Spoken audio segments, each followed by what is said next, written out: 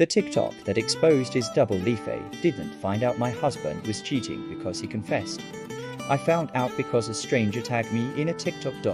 It was a Sunday night in Atlanta. The kids were asleep. I was sitting on the couch half watching a true crime documentary when my phone buzzed. My reacts mentioned you in a video. I almost ignored it. Almost. The thumbnail froze my blood. It was my husband. And he wasn't alone. The clip was only 12 seconds long. A rooftop bar in Midtown Atlanta. Neon skyline behind them. Laughed aloud over the music. My husband Brian had his arm wrapped around a woman I had never seen before. She was younger, blonde, pressed close to him like she belonged there.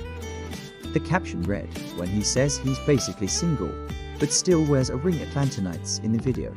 Brian leaned in and kissed her. Not friendly, not ambiguous. Intimate. The comments were ruthless. Girl, check his Facebook. He looks married. Someone tagged a wife. And then I saw it. Someone had. Me. My full name. We were in the middle of divorce mediation. 16 months of tension had led us there. He said we had grown apart. He swore there was no one else. Under oath during our preliminary hearing, he said it clearly. I am not involved in any extramarital relationship. I stared at the video again. The timestamp was from the night he told me he was working late on a client pitch. The same night he came home at 1:30 am smelling like cologne I didn't recognize. My chest tightened, not from heartbreak, from recognition.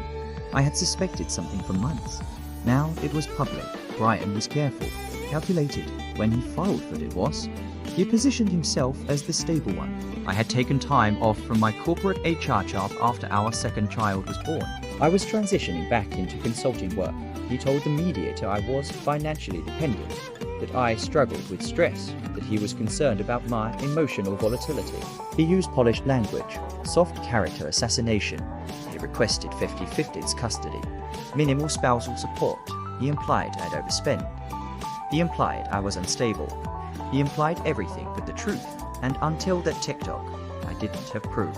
The video went from 3,000 views to 240,000 overnight. Atlanta isn't small, but the internet is smaller. Someone recognized him from his LinkedIn. Someone else posted screenshots of his profile in the comments. Then someone tagged his company.py.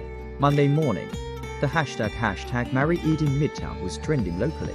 I felt humiliated, exposed, but beneath the humiliation was something colder, leverage. I screen recorded everything.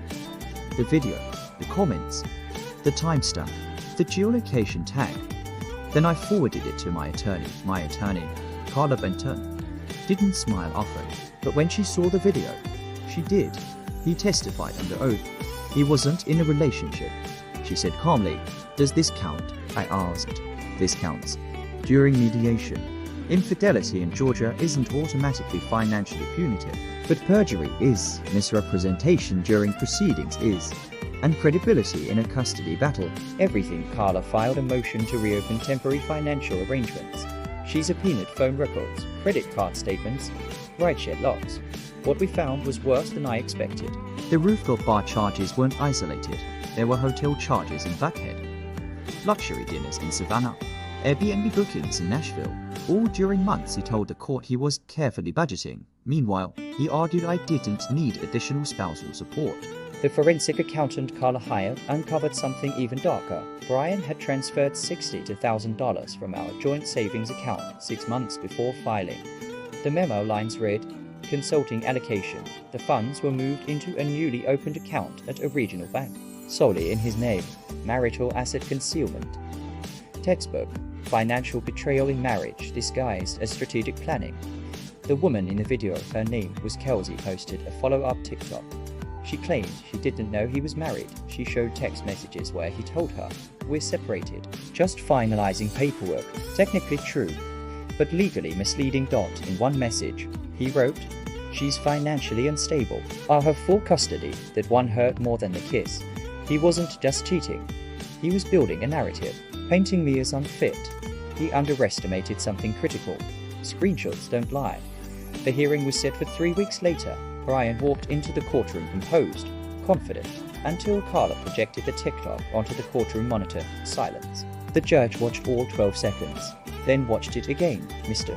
Holloway," she said evenly, You previously testified that you were not involved in any extramarital relationship.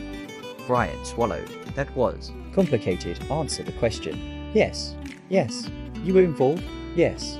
Carla then presented bank transfers, credit card logs, the hidden account, the hotel receipts overlapping with nights he claimed to be working late.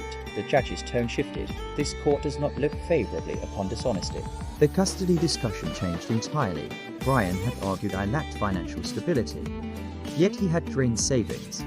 He had concealed assets. He had perjured himself. The judge adjusted temporary custody in my favor pending further review. He was ordered to reimburse the concealed $60,000 to $1,000 into a marital escrow account. He was sanctioned for misleading the court, and his credibility the foundation of his argument cracked. Courtroom justice is quiet, but it's devastating when your entire strategy relies on perception. Brian works in corporate finance. Reputation matters. When the TikTok circulated, his company launched an internal review not because of the affair, but because of the public misrepresentation and potential financial misconduct tied to his LLC transfers. Within 2 months, he was asked to resign, officially for ethical concerns, unofficially for becoming a liability. The man who claimed I couldn't survive without him was suddenly negotiating severance. People assume betrayal feels like heartbreak. It does in single quotes to it feels like clarity. For months, I doubted myself, questioned my instincts, wondered if I was overreacting. But when that video surfaced, the gaslighting dissolved. A cheating spouse exposed by 12 careless seconds. The irony wasn't lost on me.